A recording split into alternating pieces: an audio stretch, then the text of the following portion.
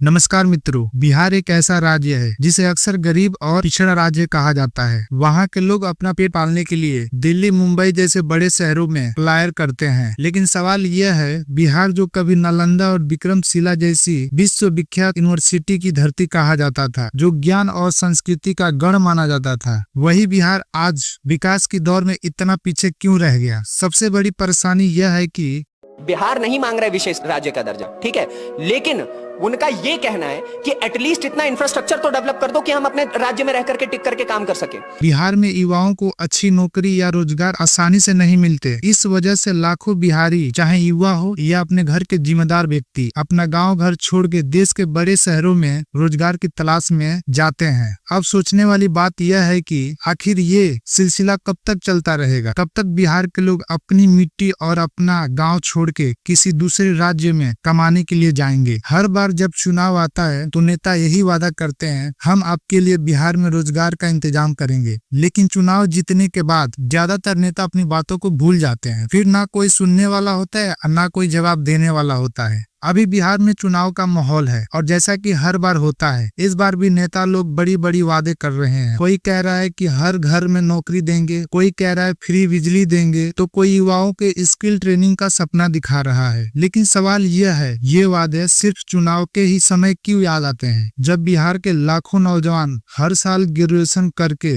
घर पे बेरोजगार बैठे होते हैं, तब इन नेताओं को उनकी चिंता क्यों नहीं होती है? सरकारी नौकरियों की फॉर्म सालों तक नहीं निकलते, जो निकलते हैं वो कोर्ट में फंस जाते हैं, और जो क्लियर कर भी लेते हैं उनकी ज्वाइनिंग सालों तक नहीं आती। सच तो यह है कि चुनाव आते ही बिहार की जनता को फिर से सपनों का झुनझुना थमा दिया जाता है, कभी धर्म के नाम पे, कभी जाति के नाम पे, तो कभी फ्री की चीजों के नाम। और सबसे दुख की बात यह है कि बिहार के लोग हर बार इन्हीं बातों पे उलझ जाते हैं। हम भूल जाते हैं हमें अपने हक के लिए सवाल करना चाहिए, न कि सिर्फ वादे पे भरोसा करनी चाहिए। बिहार जहां हर साल बाढ़ में लाखों लोग बेघर हो जाते हैं, यहाँ लोग एक एक पैसे जोड़कर अपना घर बनाते हैं, लेकिन चंद मिनटों में बाढ़ की वजह से उनकी घर दह जाती है। लेकिन सवाल यह है, इसके पीछे की असली वजह क्या है? बिहार की ज्यादातर बड़ी नदियां कोसी, गंडक, बागमती और कमला नेपाल से निकलती है। नेपाल में जब तेज बारिश होती है तो वहाँ पानी बिना किसी रोक टोक के सीधा बिहार की तरफ आती है। जब नेपाल में बारिश होती है तो उस पानी को रोकने के लिए कोई ऐसा सिस्टम नहीं बनाया गया है जो उस पानी को रोक लिया जाए। जब वो पानी नेपाल से निकलती है तो सीधा बिहार में तबाही मचाती है, क्योंकि नेपाल और बिहार के बीच में कोई ऐसा डैम नहीं है जिसे पानी रोका जा सकता है। मतलब बारिश वहाँ होती है और बर्बादी यहाँ होती है। सोच रहे होंगे, भारत और नेपाल मिलकर कोई इंतजाम क्यों नहीं करते? सवाल बहुत सही है, लेकिन जवाब उतना ही दुखद है। भारत और नेपाल के बीच में कोसी और गंडक जैसी पुराने समझौते हैं, लेकिन ये समझौते अभी अधूरे, पुराने और कमजोर पड़ चुके हैं। नेपाल को लगता है भारत उसकी जमीन में दखल देना चाहता है, और भारत चाहता है नेपाल थोड़ा सहयोग करे ताकि बाढ़ को नियंत्रण हो सके। लेकिन आज तक कोई ऐसा मजबूत सिस्टम नहीं बन पाया जो इस बाढ़ के पानी को समय पर और सुरक्षित तरीके से संभाल सके। हर साल नेपाल से बिना चेतावनी के पानी छोड़ी जाती है, जिसके वजह से बिहार में भारी तबाही होती है। बिहार को हर साल ऐसी चुनौतियों से लड़ना पड़ता है। तो सोचिए जरा, जहां एक तरफ बेरोजगारी से जूझता नौजवान है जो हर दिन अपना सपना मार कर किसी फैक्ट्री या दुकान में 12 घंटे की मजदूरी करता है, जहां हर साल बाढ़ आती है और उसी मिट्टी में बने घर बाढ़ में दह जाते हैं। तो दोस्तों, ये थी बिहार की स्टोरी, और ये यही खत्म नहीं हो रही है। ऐसे ऐसे बहुत सारी चीजें हैं जिसके वजह से ना बिहार डेवलप हो रहा है और ना ही वहाँ के लोग। तो दोस्तों, आपको यह वीडियो कैसी लगी कमेंट करके जरूर बताना, और ऐसे ही वीडियो देखने के लिए हमारे चैनल को सब्सक्राइब करना और लाइक करना मत भूलना दोस्तों। तो मिलते हैं फिर से अगले वीडियो में, तब तक के लिए जय हिंद, जय भारत।